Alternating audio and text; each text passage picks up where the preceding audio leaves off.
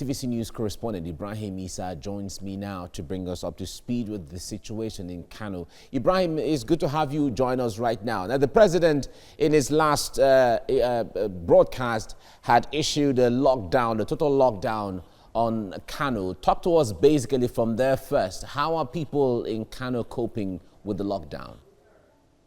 Well, before the presidential lockdown imposed on Kano State, the Kano State government had also imposed a lockdown, and it lasted for about 8 to 10 days before the presidential lockdown was imposed on Kano.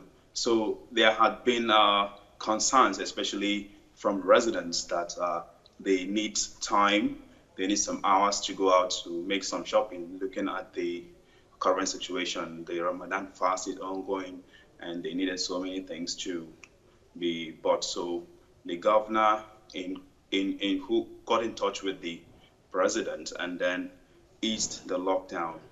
Yesterday, Monday, residents were out for 6 hours to make some purchases. Even though some markets were not allowed to operate, only supermarkets were allowed to operate. The supermarkets have been listed, very few of them were allowed to operate, and then market that perishable goods are being sold are also allowed to operate, and then banks. So yesterday was a very busy day for residents. They were out for 6 hours to make some purchases due to the Ramadan. On Thursday also, they are going to have 6 hours to come out and then make their purchases. Kano has been witnessing rising cases of the coronavirus. That was the reason why the lockdown was imposed on the residents. All right, now, as it is right now, at least it is established that COVID-19 could be one of the major reasons why there are unexplained number of deaths in Kano. But what are the people doing differently with this information?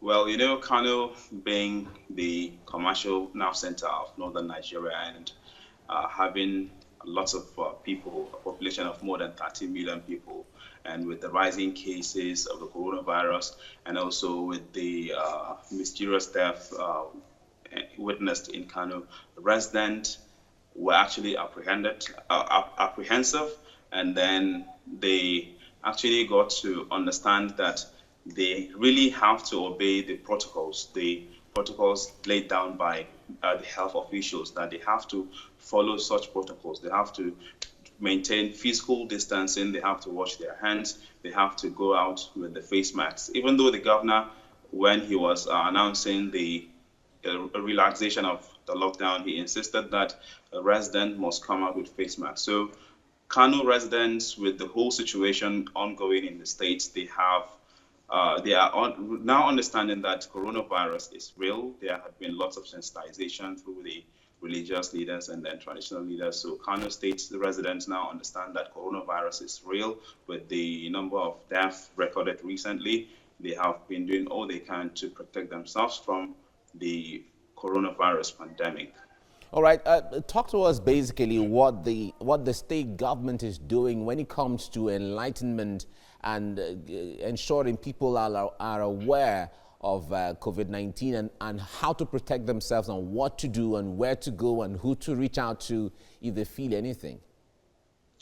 Well, when the issue of coronavirus pandemic came up, the government has had lots of interactions with traditional rulers and also religious leaders on the way forward and then the protective measures to be put in place to curtail spread of the virus. So there were lots of sensitization on local radio stations. The government had made lots of engagements, and every day the government come out to tell the people that coronavirus is real, even though some people don't believe that coronavirus is real. But the situation is now changing gradually, especially with the situation, the things that are ongoing in the states. The residents are getting informed, and then they are doing all they can to protect themselves from the coronavirus pandemic. All right, Ibrahim Issah, our correspondent in Kano, thank you so much for your time on the program.